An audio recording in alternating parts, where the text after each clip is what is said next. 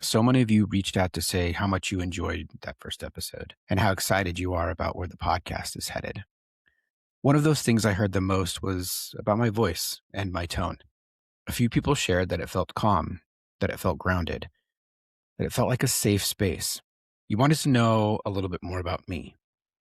Because before we go any deeper into conversations with others, I want you to know who you are sitting with. So, welcome to episode 2 of Colorful Pricks.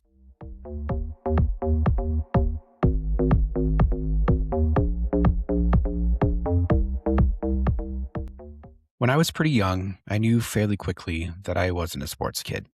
I tried soccer, I tried wrestling, I even tried football. I gave them all an honest shot, but none of them ever called to me the way that the arts did. I was drawn to music, I was drawn to drawing, to theater, to anything creative. But it also pushed me outside of where I was supposed to fit, because we all know the story. Boys play sports, they don't make art. I was kind of the kid that teachers really, really loved. They tell my parents that I was the class clown or the social butterfly, but that I was kind. I was never disrespectful. I was always drawing. I was just very talkative and very curious. And I was well known by my peers, but not always accepted. I have always carried a mix of masculine and feminine qualities. I'd rather play house with the girls or act out a scene of a movie that I loved rather than play football with the neighborhood boys. That wasn't ever really accepted by my peers. You'd find me holding a crayon or a video camera creating the next big movie long before you'd catch me holding a football or tossing around a baseball. Art was my language before words. Art was my playground over making goals and playing on the field. Art gave me a way to make sense of the world, and honestly, kind of a way out of it. Art let me step into imagination, into discovery, into something that felt safe. My Nana used to tell me when I was younger that I was drawing before I was walking. I've always held on to that. My body knew me before I even knew myself because art wasn't something I chose. It was something that was already there. Middle school is where things really shifted. And for the first time, I was able to take an actual art class. From 6th grade on, I was immersed. I was in love with creating. My art teacher noticed my abilities and my passion, and I started doing art shows, private lessons after school, summer classes at the local art center. That all became the norm. And around the same time, I also found music as another outlet. I started playing the saxophone. That eventually led me to being in the jazz band. And before I knew it, I was standing on stage doing improv with my saxophone. Suddenly, I was creating in a different way, this time through sound instead of color. Music and art became my staple in middle school. And in high school, the doors opened even wider. More art, more music. I joined the marching band, and I immediately fell in love with the culture. I felt alive when I played. And to this day, music gives me goosebumps. And what I didn't realize back then was that not everyone experiences music this way. And there's a word for it. It's called frisson. It's when the brain's emotional and auditorial centers release dopamine. You feel chills and shivers. It's like a full body response. It's real. And it's actually pretty rare. I even notice it when I get these goosebumps when I see art that really speaks to me, or a movie or a theatrical experience. My body has a physical response to the artistry of the world. As my love for music grew in high school, so did my art. I learned to paint, and I found a love for Vincent van Gogh and his style and his story. I became the art editor for the yearbook, designing and creating, but diving into graphic design and creation. I designed t-shirts for high school homecoming games. I even helped paint murals on the old, now demolished walls of Grand Junction High School. I was known for my art in high school, and art had become more than just creation. It was who I was, and it was who I was at my core. But even though I was known for my art, I wasn't always fully accepted because of that. My original art dream was simple and ridiculous at the same time. Graduate high school, move to New York, live in a loft, and show my work all over the world. But I didn't follow that exact path. But in a lot of ways, I still became the artist that was always a part of my DNA. Instead of a luxurious, romanticized idea of being an artist, I went to college, which led me to a fine art degree. That led me to teaching art for a few years, and eventually it led me to tattooing, a career I never planned on. And not once did I ever think of tattooing as a career. It all traces back to that little kid who didn't play sports and instead poured his energy into developing his creative voice. And that creative voice led to others sharing their truths. I wasn't chasing an identity. I wasn't trying to be different, and I wasn't trying to stand out. I wasn't trying to make a statement. I was just trying to survive with my sensitivity intact, to stay open in a world that kept telling me to toughen up, to stay curious in a culture that rewards certainty, to stay soft without becoming small. Art wasn't a hobby for me. It was protection. It gave me a place where I didn't have to be hardened, where I didn't have to explain myself, where I could exist without being corrected. And over time, without realizing it, that sensitivity became the very thing people trusted. You'd think becoming a tattoo artist would change you in an obvious external way. And in some ways, it kind of did. It became a career, a livelihood, and something that afforded me opportunities that I never imagined for myself. But tattooing didn't really change me from the outside in. It changed me from the inside out. Less about how it looked and more about what it did to my soul. And listening to clients over the years has taught me how deeply connected we all really are.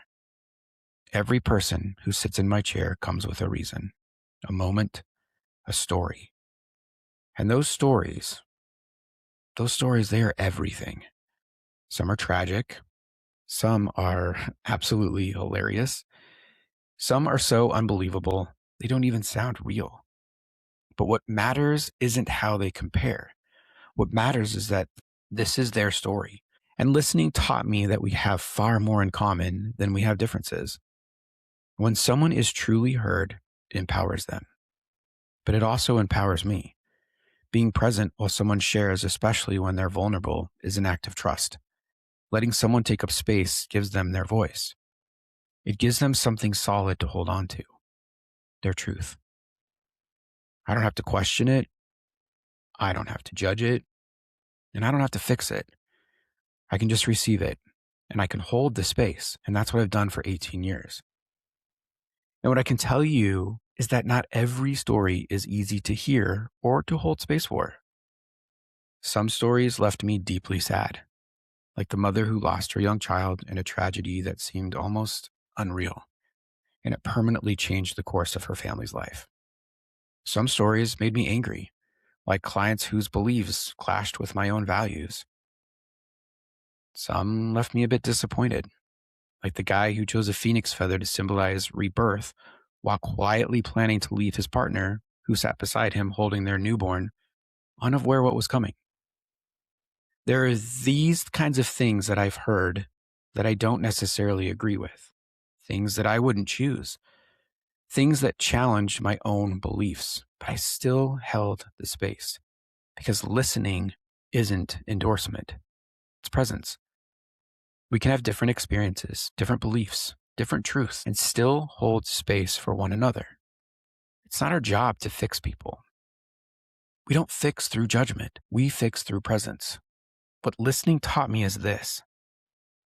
Life is really hard. And life is also really beautiful. But here's the truth. No one gets out of here without both. So listening to someone else's pain doesn't take away from my own. Their hard isn't harder. My hard isn't harder. It's our hard. And that's enough to know that it matters. Listening to someone else's opinion doesn't mean I have to change my own. My hard is still mine.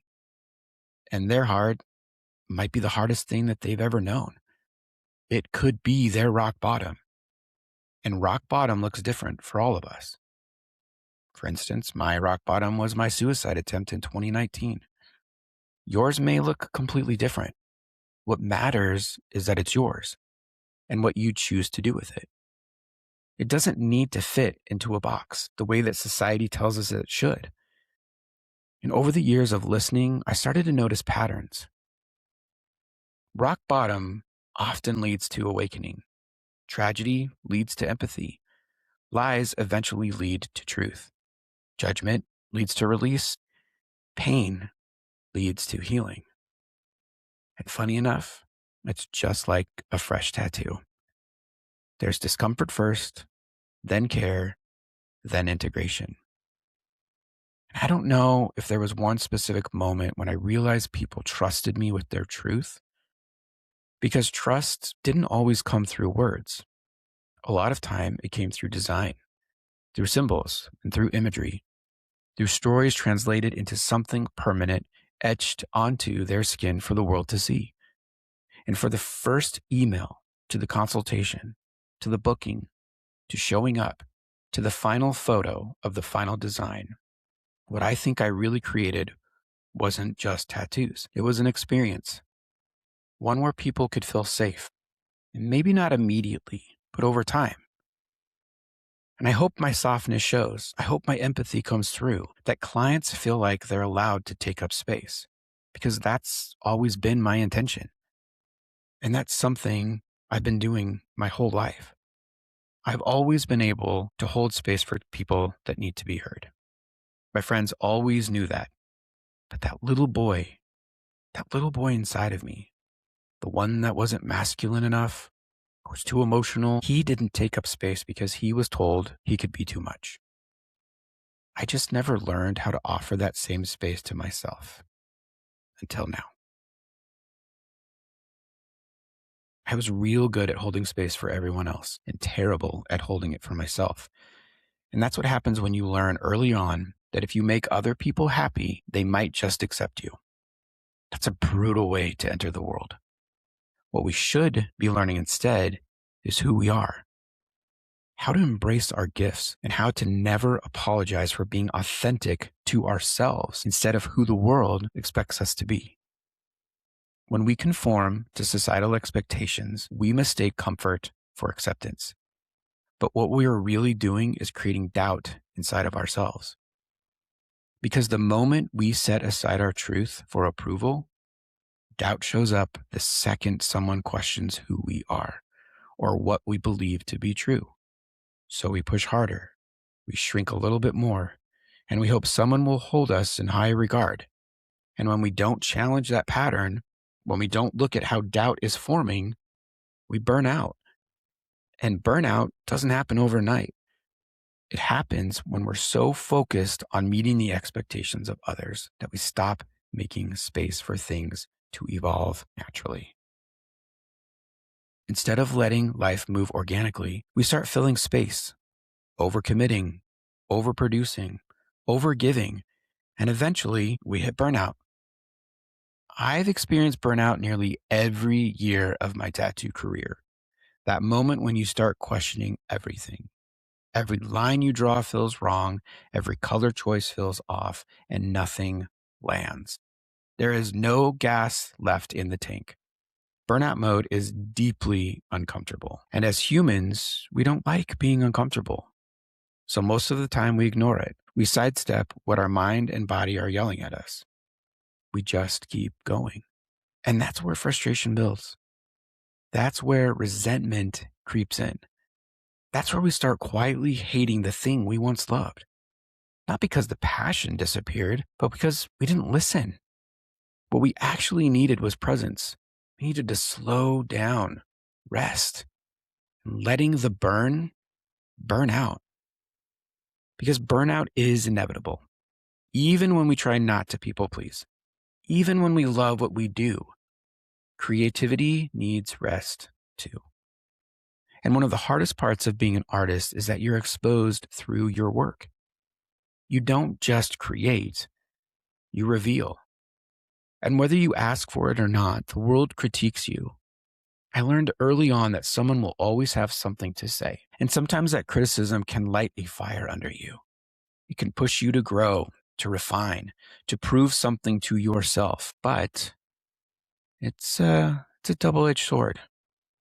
One side keeps you fighting for the castle, and the other leaves you stuck in the trenches, wondering if you'll ever pull yourself out. Because even when you survive the dark places, even when you come back stronger, for some people, you'll still never be enough. And for someone deeply grounded in themselves, that might not matter. But before my awakening and my rock bottom moment in 2019, I was enslaved to approval. The fear of not being accepted or not being celebrated kept me people pleasing at an unhealthy level. I trace that back to my childhood, not fitting in, but desperately wanting to. I learned early on that being fully myself wasn't always welcome, so I toned it down. I learned how not to be too much. I didn't allow myself to take up space. Instead, I gave my space away freely in exchange for acceptance. And somewhere along the way, I convinced myself that success meant becoming a smaller version of my true self, one that didn't rock the boat. Years into my tattoo career, I finally felt accepted. I knew everyone. I was visible. I had status. I felt like I had made it.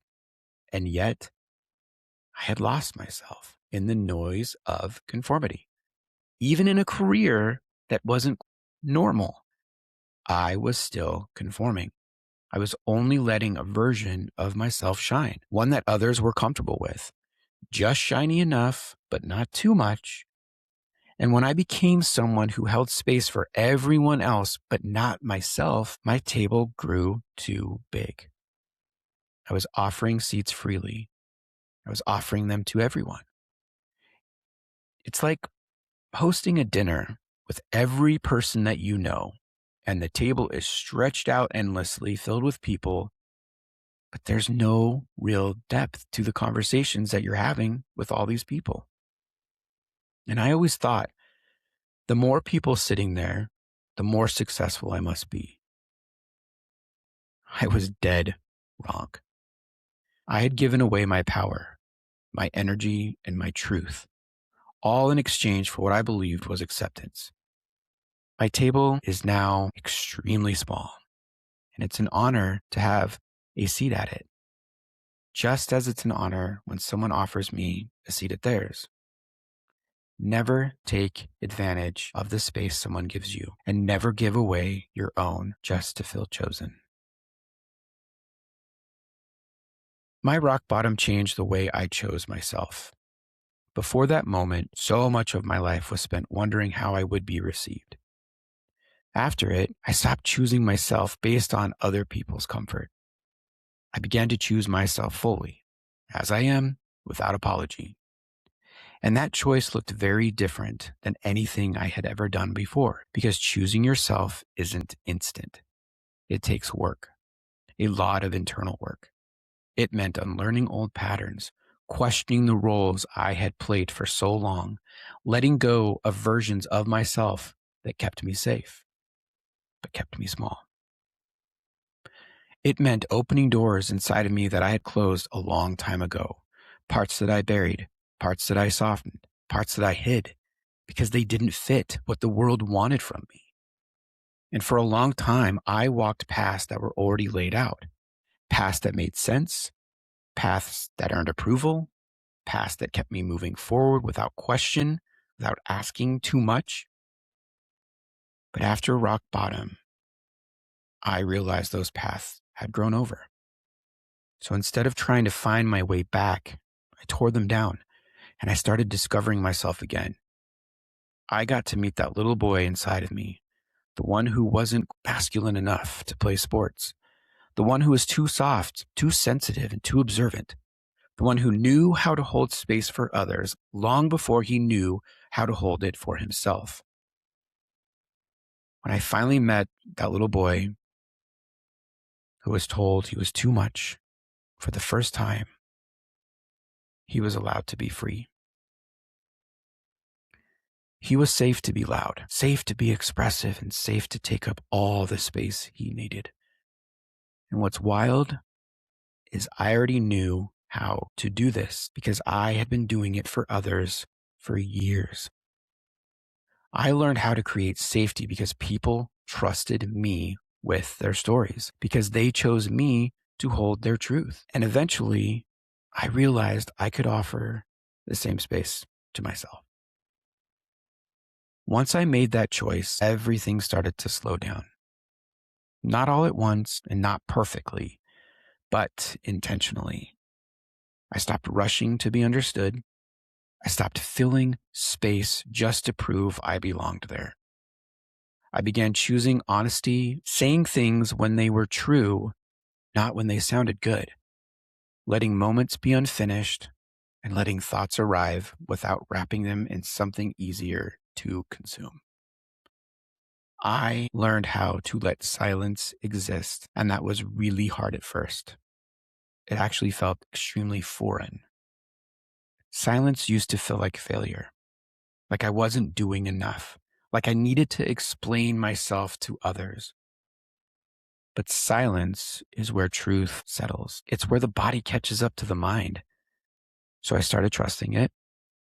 I started speaking from my body, not just my head, from breath, from sensation, from what felt grounded instead of what sounded impressive. When something tightened in my chest, I paused. When my body softened, I leaned into it. When I wasn't sure what I was feeling, I slowed down and I held space for that uncertainty. And that changed my voice. Not just how it sounds, but now where it comes from. I wasn't trying to convince anymore. I wasn't trying to lead. I wasn't trying to be right. It doesn't shout. It doesn't perform. It listens. It waits. It allows. Not confidence, but regulation. Not certainty, but enlightenment. Not volume, just truth. My truth. From a little boy who loved the colorful world around him to an artist who's been shaped in ways I never expected. And so much of that is because of my clients, because they chose me. They trusted me with their stories, their lives, their moments. And what they gave me in return was something I didn't recognize at first. Permission. Permission to be honest. Permission to be present. Permission to live in my truth the same way that they did when they sat in my chair. I didn't realize it back then how important all of those stories were. All of those life journeys, all of that vulnerability, how creating artwork to symbolize someone else's life was slowly teaching me how to sit with my own. How the universe has a way of guiding us into experiences that make perfect sense. This really is full circle for me. What I was trusted with, what I was asked to hold, and how eventually it allowed me to show up fully as myself. Amazing. Want to mention that this podcast won't always be this heavy. My story is a part of why I'm here, talking with you now. There are deeper moments and heavier details to many parts of my life. And as this podcast grows, some of my more refined stories will be told. But for now, a small piece of the pie that I am happy to share with you all that are listening. My life, like most lives, has been both beautiful and hard. From the moment I entered into this world, I have navigated social expectations, been directed down paths that didn't always align with my truth, learned how to conform before I learned how to listen inward. And I think most of us can relate to that. So often we sidestep our truth and our presence in exchange for acceptance. I am excited to bring others into this space. When they are ready, people who are open to sharing their lives or pieces of their lives in a way that might offer comfort, recognition, or relief to someone listening. Because I'll say it again, When we find common ground, when we hold space for others, we slowly learn how to hold space for ourselves. That's what my journey as an artist taught me. Holding space for others eventually led me to holding peace for myself. And when we hold space for ourselves and for each other, we can let go of certainty and lean into curiosity. That's what makes us human. So before we wrap this up, I just want to say thank you. Thank you for listening. Not in the passive way, but in the way that takes attention, presence, and willingness. You chose to be here right now, and listening is participation. You didn't just press play. You chose to sit here, to be with something or someone that wasn't rushing you along, and that matters. This space only works because you're willing to meet it halfway. There's nothing to take away from this. There's nothing to fix, nothing to figure out right now, just something to sit with. So if any part of this resonated with you, if it stirred something, if it softened something, or even it felt a little uncomfortable, that's okay. You don't need to do anything with it just yet. Just let it land. Thank you for being willing to slow down with me and letting me paint a small picture of who I am and how I got here. I'll see you next time on Colorful Bricks. Much love, everyone.